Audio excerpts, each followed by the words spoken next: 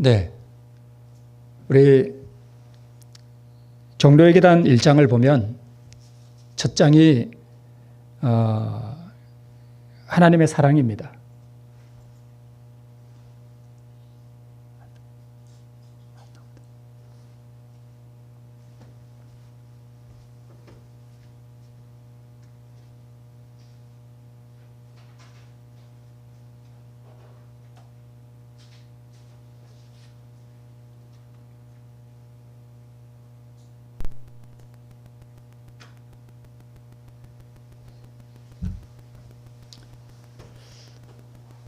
네.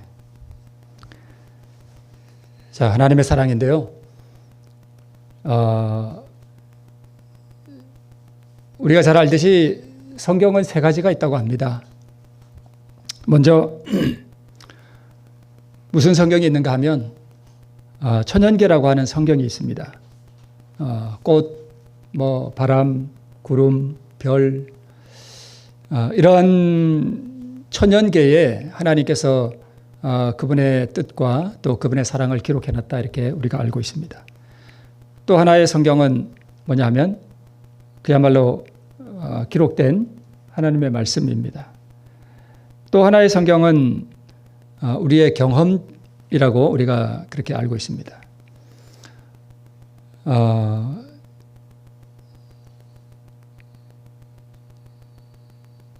사실 우리가 교회를 다녀도 이렇게 내가 어떻게 구원을 받았는가 하는 경험이 없으면 이게 교회를 다녀도 실체가 없는 것 같아요. 그죠? 그래서 진짜 그리스도인은 교회를 다니면서 자기가 구원을 얻은 경험을 가지고 있습니다.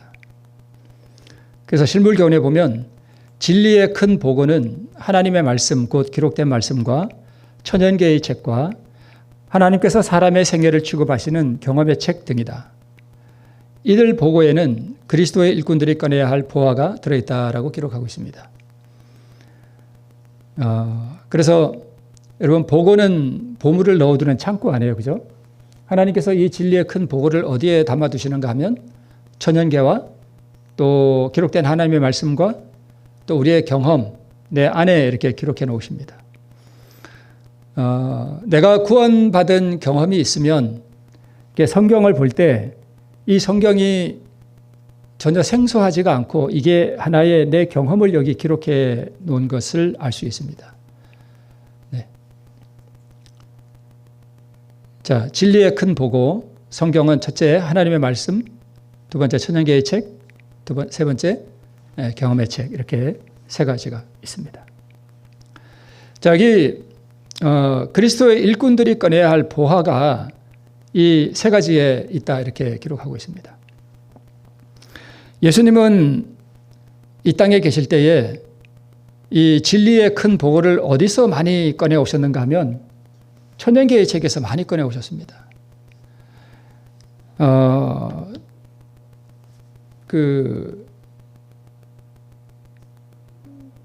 누룩의 비유, 그 다음에 물고기의 비유, 그물의 비유 이런 거, 그 다음에 씨 뿌리는 비유 이런 것들이 다 우리 예수님께서 천연계 가운데서 끌어오신 그러한 진리들입니다. 천연계에서 끌어온 이 진리가 기록된 성경 말씀에 있게 된 것이죠. 그래서 이 보화를 예수님께서는 천연계 가운데서 많이 끌어오셨는데 우리는 사실 천연계 가운데서 이거 끌어오는 게 그렇게 쉽지는 않습니다. 그런데 이게 어디에 많이 우리가 꺼내올 수 있는가 하면 바로 성경 말씀입니다. 그러면 여기 지금 그림에 이제 이 사람이 밭을 갈고 있는데 여기에 이 밭이 곧 뭘 의미하는가 하면 성경을 상징합니다. 그래서 성경을 연구하고 이 성경 가운데서 진리의 보화를 꺼내오는 것입니다. 이 오른쪽에 있는 그림 보니까 진짜 보화 같죠? 저만큼만 가지면 진짜 큰 부자 될 것 같습니다. 근데 진짜 보화는 생명, 또 의, 구원, 평화, 진리, 또 소망, 또 많이 갖다 놓을 수 있겠죠? 근데 이 모든 이것들도 우리가 진리의 보고 가운데서 꺼낼 수 있는 보화이기도 하지만 이 모든 게 다 어디에 들어있는가 하면 누구 안에 다 있어요? 예수 그리스도 안에 다 있는 것입니다. 우리 속담에 호박이 너굴지 걸로 온다 그러죠. 그러니까 예수님 안에 이 모든 것들이 다 있습니다. 생명과 의와 구원과 평화와 진리와 소망과 안식, 이 모든 것들이 다 예수님께 있습니다. 그래서 우리가 예수님을 가지면 이 모든 것들을 다 우리가 가질 수가 있는 것입니다. 예수님 안에 다 있습니다. 그래서 우리 장로의 계단에 우리 천연계와 계시는 둘 다 하나님의 사랑을 증거한다라고 기록하고 있습니다. 네. 해와 달과 별들, 산과 바다와 들, 그 다음에 바람과 비, 곡식과 무수한 과일과 바다의 어족들, 그 백합 가운데 약간 이렇게 불그스름한 백합이 있어요. 그게 백합이 아니고 다른 거죠. 그게 불그스름한 게 백합은 아니죠. 거기에 이렇게 보면 까만 점이 이렇게 박혀 있는데 그걸 이렇게 들여다보고 있으면 참 신기해요. 하나님께서 어떻게 여기다가 이렇게 점들을 이렇게 다 넣어 놓으셨을까? 제가 처음 목회를 시동에서 했는데 그 교회 마당에 그 꽃이 있었어요. 제가 그걸 볼 때 아직도 기억하는 게 그걸 제가 이렇게 쳐다보면서 어떻게 하나님께서 여기다가 이렇게 점들을 이렇게 탁탁 이렇게 박아 놓으셨을까? 그다음에 이 딸기도 이렇게 가만히 자세히 들여다보면은요, 그 색깔이나 그 씨가 박혀 있는 게 그렇게 아름다울 수가 없어요. 그다음에 그 향기 이런 거. 네.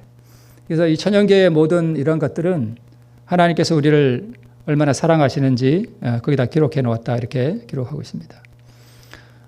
자, 중생의 눈이 주를 앙망하오니 주는 때를 따라 저에게 식물을 주시며 손을 펴사 모든 생물의 소원을 만족해 하시나이다.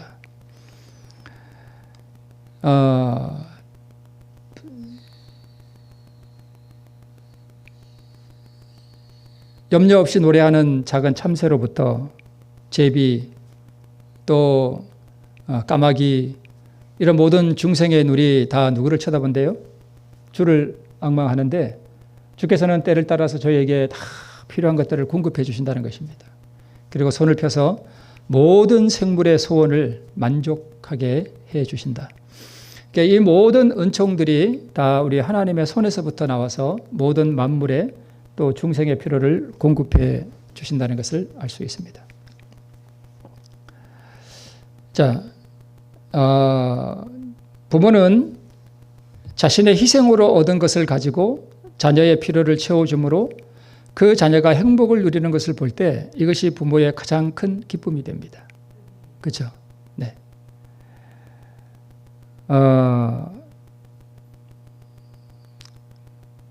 우리가 다 부모로서 이런 걸 다 경험해 보셨잖아요. 그죠?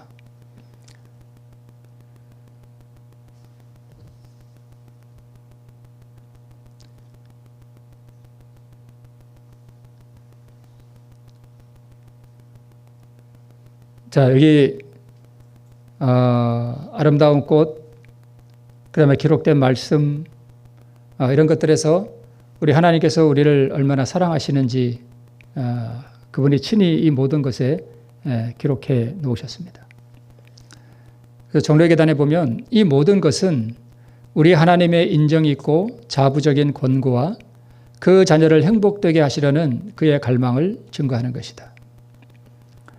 그러니까 아름다운 꽃들, 또 내리는 비, 날아다니는 새들, 풍요로운 곡식들, 이런 모든 것들은 우리 하나님의 그 자상하신 그 아버지와 같은 그러한 권고와 우리를 정말 행복하게 해 주시려고 하시는 우리 하나님의 갈망을 증거하는 것이다. 이렇게 기록하고 있습니다. 그러니까 하나님의 그 가슴 속에 있는 진짜 갈망은 우리가 뭘 누리는 거예요? 행복해지는 걸 그분이 그렇게 바라신다는 거예요. 우리에게 이 행복을 주시기 위해서 우리 예수님께서는 이 땅에 오셔서 고난을 당하시고 또 자기 생명을 내놓으시는 그 고통을 당하셨습니다. 자, 그런데 우리가 자연계를 들여다보면 아름다운 꽃들만 있는 게 아니라 뭐도 있어요? 가시들도 있어요. 그래서 우리 화이트부인이 한번 이렇게 가시나무에 덮인 꽃들을 이렇게 보고 그 꽃을 따고 있는데 어떤 부인이 쫓아오면서 왜 이렇게 가시가 많나? 왜 이렇게 가시가 많은가 불평하더래요. 그래서 그랬답니다. 왜 당신은 가시를 쳐다보고 있느냐? 아름다운 꽃을 바라봐라. 그러니까 이 가시가 많은 이 나무에도 뭐가 피는가 하면 꽃이 피고 그렇습니다. 죄가 가져온 퇴폐, 저주의 흔적들이 바로 이 가시가 이렇게 우리에게 있습니다. 근데 여기 꽃이 핀다는 것은 장미도 가시가 있잖아요. 그죠? 그래서 이렇게 죄로 말미암아서 가시가 나고 그다음에 저주의 흔적들로 그런 것들이 있지만 그 저주의 흔적 위에 우리 하나님께서 가장 향기롭고 그 장미 향기가 상당히 그 깊이가 있거든요. 그런 것들을 이렇게 덮어주신다는 것입니다. 그래서 죄로 말미암아서 우리가 어려움과 또 우리에게 시련과 가시 같은 것들이 있을지라도 그 위에 하나님께서 우리에게 그분의 사랑을 이렇게 덮어주신다 하는 뜻으로 우리가 이해해 볼 수 있습니다. 왜 가시가 있고 인간이 왜 이렇게 노동을 하고 땀이 흘려야 되는가? 인간은요, 돈이 있고 시간이 있으면 뭐 할까요? 십중팔구 죄를 짓고 쾌락을 쫓아 살게 되어 있습니다. 그래서 시련과 고난과 땀을 흘리는 것은 저주가 아니라 인간을 죄악과 타락에서 구원하시는 하나님의 그 구속의 경륜 가운데서 꼭 필요한 훈련의 한 부분으로서 사람의 유익을 위하여 은혜로 주신 것입니다. 뭐가요? 시련과 또 고난과 또 땀을 흘려야 하는 이러한 것들이 사실은 저주가 아닙니다.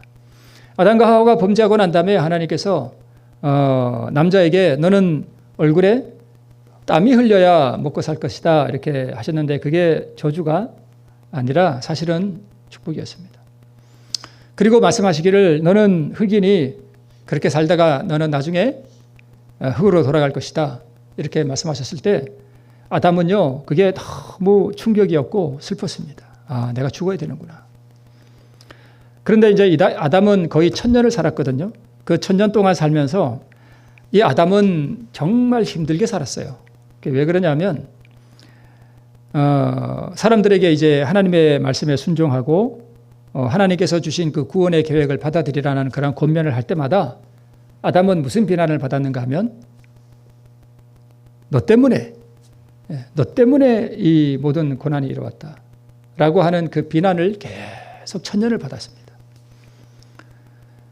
그러니까 그러한 1000년 동안 그러한 생애를 살고 난 다음에 아담이 느낀 게 뭐냐면 죽음이라는 것도 복이구나. 죽음이라는 것도 복이구나. 죽으면 내가 내 안에 영생이라고 하는 의라고 하는 생명을 가지고 있으면 죽음도 그냥 잠깐 뭐 하는 거예요? 자는 거잖아요. 편하게 쉬는 거잖아요.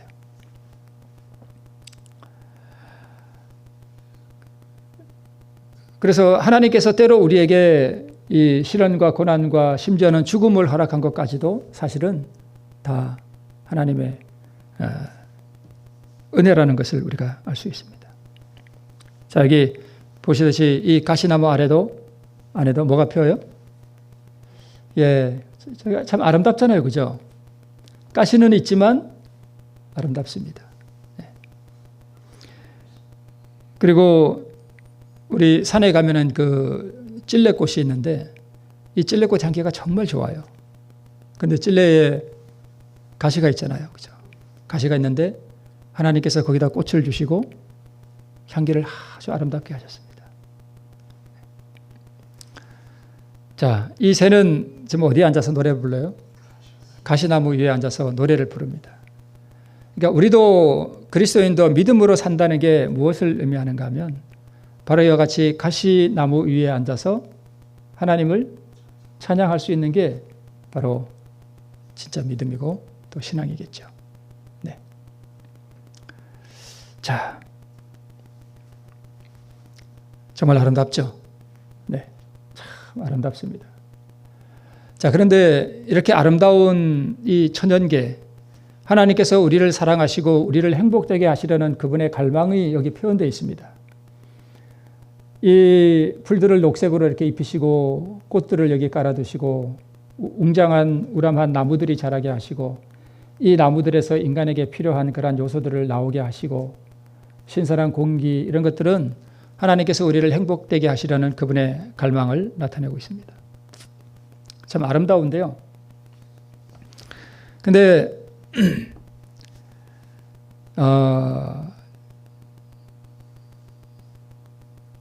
이 하늘의 영광에 비하면 이 하늘의 영광을 보고 온 사도 바울이나 또는 우리 화이트부인의 어떤 그런 글에도 보면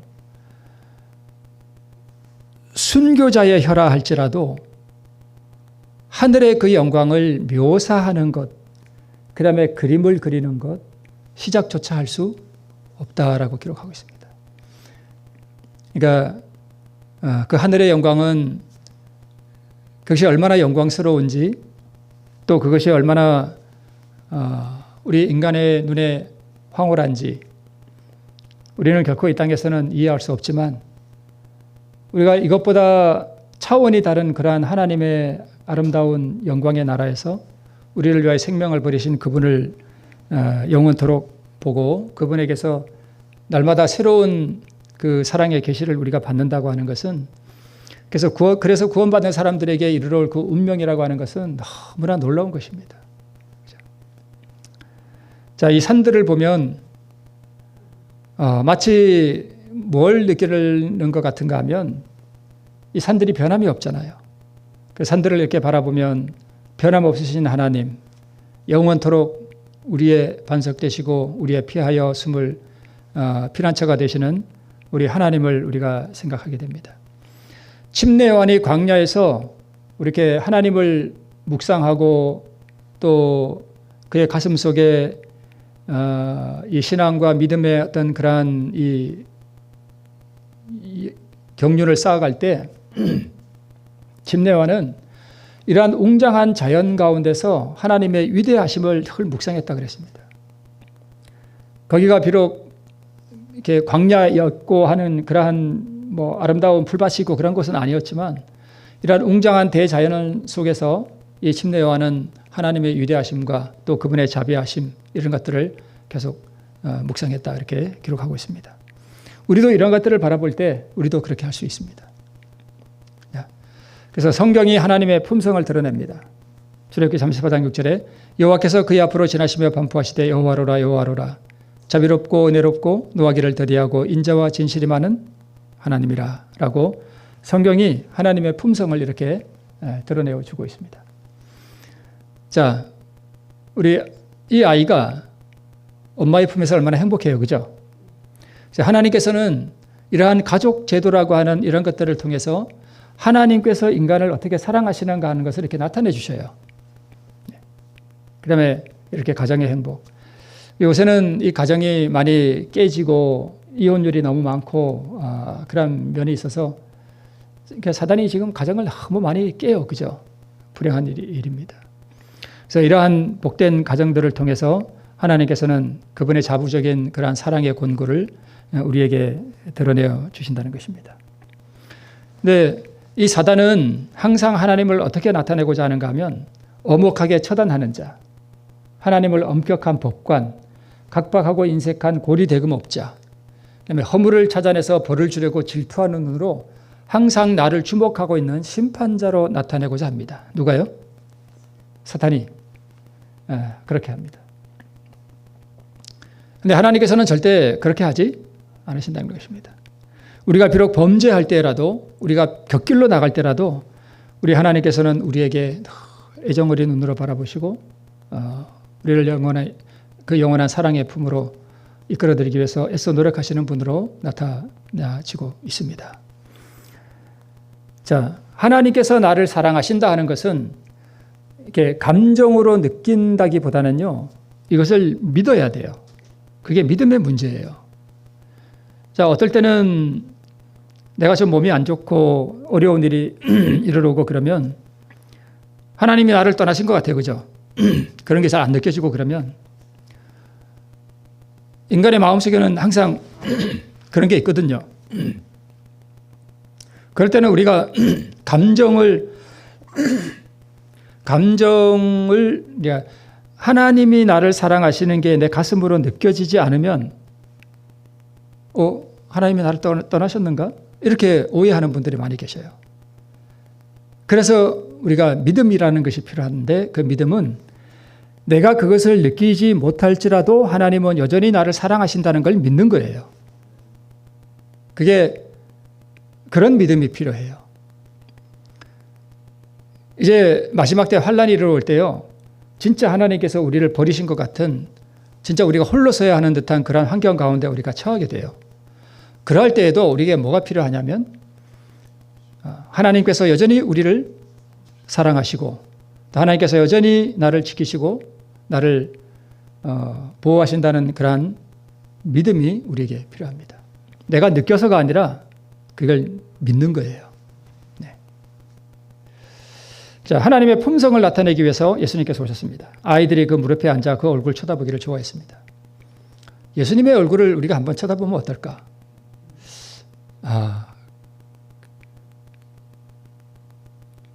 아이들은요, 예수님의 그 무릎에 앉아서 이렇게 그분 얼굴을 이렇게 쳐다보는 걸 좋아했대요.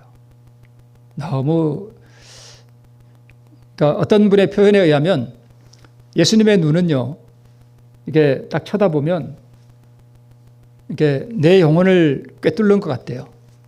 나의 모든 걸 다 아시니까. 꿰뚫는 것 같은데 그 눈동자 속에 환한 자비와 긍휼하심을 느낄 수 있대요. 그래서 어린 아이들도 그분의 얼굴을 쳐다보는 걸 좋아했습니다. 그리고 아무리 비천한 자라도 그분에게서 뭘 느끼게 되는가 하면 마음이 따뜻해지는 것을 느낍니다. 하나님은 나의 모든 비밀을 다 알고 계셔요. 내가 언제 어디 가서 무슨 더러운 짓을 범죄했는지 다 그분은 아셔요. 그럼에도 불구하고 마음이 따뜻해지는 것을 느끼는 이유는 그분이 내가 범죄한 모든 기록들을 다 알고 계셔도 그분은 여전히 나를 향해서 긍휼의 마음을 가지고 있다는 거예요. 부모가 자식이 잘못한 거 알지만 부모가 자식 잘못한 거 동네방에 가서 떠들고 그러지 않잖아요. 그죠? 숨겨주려고 그러잖아요. 우리 하나님께서도 우리가 실수하고 범죄하고 잘못하고 이런 거 다 알고 계시지만 그분은 우리를 고쳐주려고 하시고 또 치료해 주시려고 하시는 그분의 그 사랑과 그 자비하심이 밖으로 느껴지기 때문에 아무리 비천한 자라도 그분에게서 마음이 따뜻해짐을 느끼십니다.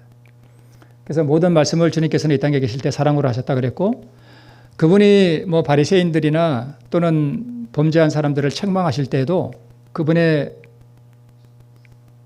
음성에는 사랑과 눈물이 섞여 있었다라고 우리 종로의 계단에 그렇게 기록하고 있습니다. 그래서 예수님께서 우리 가운데 사시려고 오신 것은 그가 하나님의 무한하신 사랑을 세상에 나타내심으로 이렇게 목매한 오해를 없애기 위함이었다. 우리가 흔히 생각할 때 아버지 하나님은 이렇게 좀 엄유하시고 진짜 아버지 같고 예수님은 좀 어머니 같은 그런 인상을 우리가 좀 갖고 있잖아요. 근데 예수님은 나는 마음이 온유하고 겸손하다 그러셨잖아요. 근데 마음이 온유하고 겸손한 게 예수님만 그래요? 아버지 하나님도 그래요? 아버지 하나님도 그래요. 제가 얼마 전에, 한 며칠 전에 제가 그 생각을 이렇게 하다가 그 능력 많으신 아버지 하나님도 참으로 겸손하신 분이시구나. 그 전능하신 하나님이 얼마나 겸손하신 분인가 하는 것을 새삼스럽게 이렇게 묵상해 봤습니다. 그 아버지 하나님의 품성이 어떠한지를 나타내 주기 위해서 예수님이 이 땅에 오셨다는 것입니다. 네. 그래서 예수님을 보면 누구를 본 거예요? 아버지를 본 것이다라고 말씀하고 있습니다. 그러면 어떻게 그분이 이 영원한 이 사랑을 우리에게 나타내셨는가? 어떻게? 이렇게 나타냈습니다. 사람이 친구를 위하여 자기 목숨을 버리면 이에서 더 큰 사랑이 없나니. 그 사랑을 어떻게 우리에게 나타내 주셨어요? 목숨을 버림으로. 여기 요한복음 15장 13절에 사람이 친구를 위하여 자기 목숨을 버리면 이에서 더 큰 사랑이 없대요. 이게 가장 큰 사랑이에요. 그죠? 그러면 누가복음 7장 34절에 인자는 와서 먹고 마시며 너희 말이 보라 먹기를 탐하고 포도주를 즐기는 사람이요 세리와 죄인의 뭐로다? 친구로다. 그럼 여기 사람이 누구예요? 포도주를 즐기는 예수님은 저거 이제 비난하기 위해서 한 말이지만 예수님은 사람이에요. 그죠? 사람이죠. 그러면 누구의 친구래요? 죄인의 친구래요. 그러면 여기 나오는 이 요한복음 15장 13절에 나오는 이 사람은 궁극적으로 누구예요? 예수님이시죠. 친구는요? 죄인. 그래서 예수님이 죄인을 위하여 자기 목숨을 버리면 이에서 더 큰 사랑이 없나니. 그래서 타락한 인류를 위하여 그리스도께서 드리신 무한한 희생이 아니고는 잃어버린 인류에 대한 하나님의 사랑을 표현할 길이 없는 것이다. 그러니까 잃어버린 인류에 대한 하나님의 사랑을 표현할 가장 어떻게 보면 유일한 한 가지 방법이 뭐냐 하면 하나님이 이 땅에 오셔서 자기 생명을 버리는 거예요. 그게 가장 큰 사랑입니다. 자, 사단이 하늘에서 반역할 때 하나님의 품성을 잘못 나타냈습니다. 독단적이고 이기적인 하나님으로 나타냈습니다. 그분의 율법을 곡해하고 없애야 된다. 왜 율법을 가지고 우리를 이렇게 지배하려고 하느냐. 그렇게 주장했죠. 자, 하나님의 품성을 드러낼 수 있는 완전한 행위, 그것은 자기 생명을 죄인들을 위해 완전히 내어놓는 것입니다. 사단이 이렇게 잘못 오해시킨 하나님의 품성을 드러낼 수 있는 그 유일하고도 완전한 행위는 자기 생명을 죄인들을 위해 완전히 내어놓는 그 행위를 통해서 우리 예수님께서는 우리를 향한 사랑을 가장 잘 나타내셨습니다. 예수님이 십자가에 못 박히시기 전에 저렇게 기둥에 저분을 묶어놓고 매질을 했습니다. 우리는 저게 실물은 아니지만 예수님의 저 모습 가운데서 왜 하나님께서 이 땅에 오셔서 저렇게 매를 맞으셔야 하셨는가? 저분이 왜 저런 고난을 당하시는가? 우리의 눈에 보기에는 저분이 육체로 보이지만 저 육체 안에 누가 계신 거예요? 영원하신 하나님이 저 안에 계시는 거예요. 등에 채찍을 맞아서 지금 피가 흐르고 있는데요. 우리는 자주 십자가를 묵상하고 주님께서 나를 위해 어떠한 희생을 치르셨으며 나에게 어떠한 은혜를 베푸셨는지에 대해서 우리는 자주 묵상할 필요가 있습니다. 우리는 저런 그림 한 장을 보면서도 저것이 누구를 위함인지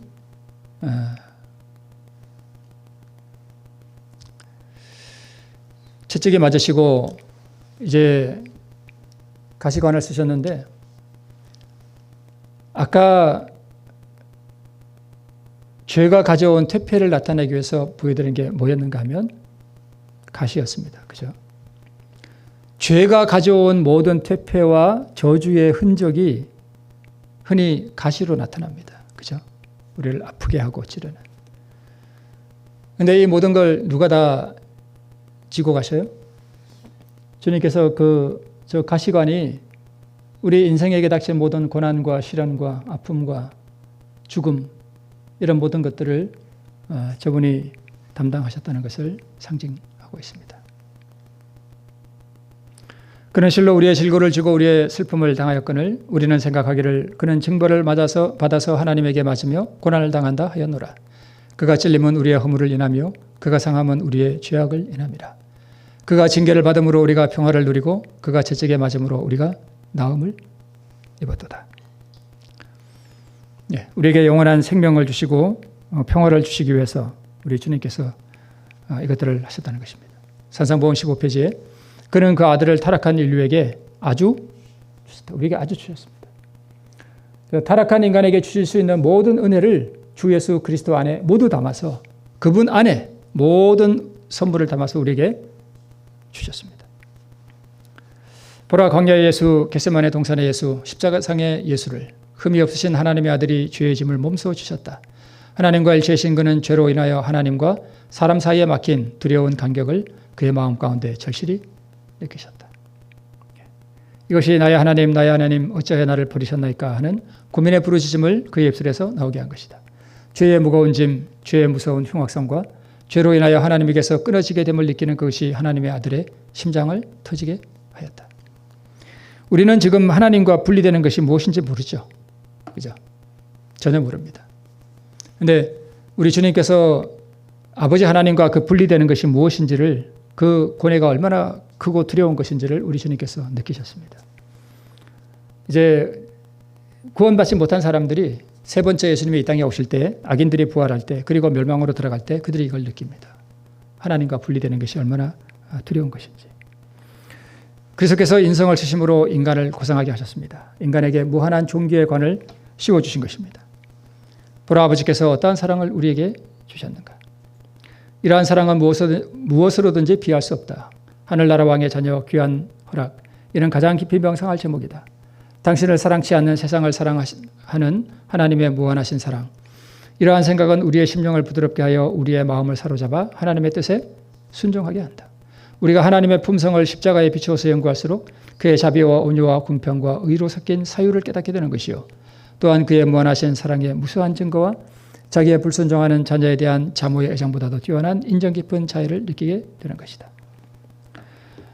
그러니까 순종하는 자녀만 이렇게 사랑하는 게 아니라, 여기 맨 밑에 줄에 보면, 두 번째 줄에 보면 자기의 불순종하는 자녀에 대한 자모의 애정보다도 뛰어난 인정 깊은 자애를 느끼게 되는 것이다라고 기록하고 있습니다.